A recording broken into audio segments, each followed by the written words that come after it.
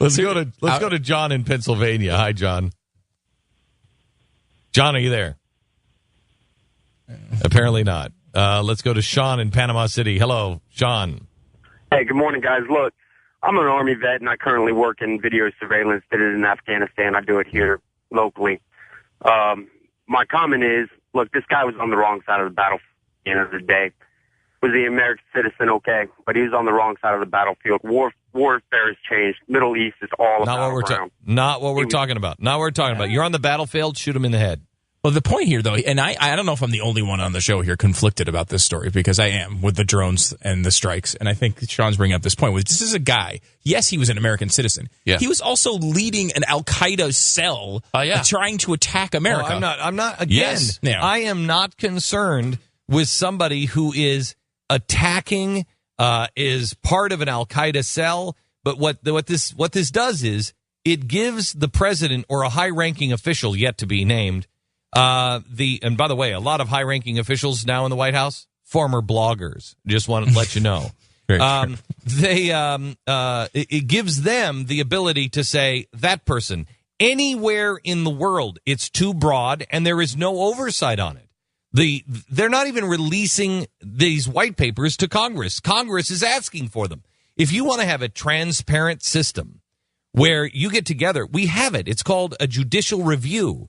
You get together with the judges and you have to present your case. Present your case. What are you saying here, Sean? You're saying this guy was leading al-Qaeda, the same argument you are. Leading al-Qaeda. He is clearly on the wrong side. Good. So go to a panel of judges and say, hey, this is what's going on. This wasn't a civil affair. This guy was caught on the battlefield. No, he wasn't. No, he wasn't. Are you talking about Anwar al-Awlaki? He was not on the battlefield. He was having breakfast in Yemen, sitting at a table in Yemen. But that's not Yemen's not a battlefield. Yes. Yemen, you can't just say because he was in Yemen, he's on a battlefield. That's nonsense. Now, I don't lose any sleep over al-Awlaki losing his life. Now, Glenn, the battlefield is broad. I've been over there. I've been to Iraq. I've been to Yemen. I've been to Jerusalem. I understand. I've been great. Everywhere. And thank you. But that's not a battlefield. Hang on. So is the battlefield also here in the United States? It's no longer front lines. Right. I know. I know that. We don't know. We know. Look, I get all of that. I get it. Is the battlefield also here in the United States? He was an enemy. Is the battlefield also here in the United States? No, sir. Once you're on our sovereign soil and you're an American citizen, if he was caught here with al-Qaeda people, raid him, let FBI handle it, put him in the why? System. If he's the head of a cell, this why? Is not a civil thing. On the battlefield. See, here's the thing. Here's the thing, Sean. So any foreign soil is a battlefield. Yeah. Is that right? Yep.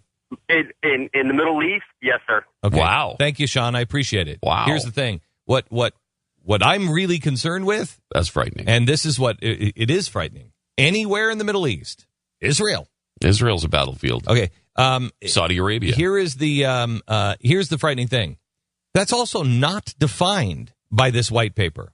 You're not even narrowing it down. You're narrowing it down in your head, and you're saying, well, it's the Middle East. The only thing it defines is outside the United States. So that's the only thing. Look about scooping Americans up. You can scoop up. They define the battlefield anywhere in scooping people up. Maybe not in the drones, but the battlefield is anywhere and everywhere now until hostilities cease. You are so foggy on all of this. So I can fly a drone over any country and I can just kill them. This is without judicial review. Look, I understand if you're on the battlefield, and of course, let's redefine the battlefield. I understand that there are no longer front lines. I get it. I understand that. And I am not losing sleep over this dirtbag that we killed. And are you telling me, though, that this administration defines the battlefield the way you and I do? The way Sean was just defining it? They don't even think there is a battlefield, let alone defining one. They won't say who the enemy is. How do we even know who the enemy is? They'll say that there's no such thing as Muslim extremism. That's what's so dangerous about this. They don't even define terror the same way. There is no such thing as terror. Terror is a tactic. Remember that whole speech? There is no jihad. Jihad is a religious technique or whatever he said. If you think... And that's the problem with this. You cannot give this kind of power. Stop talking about this guy at the breakfast table.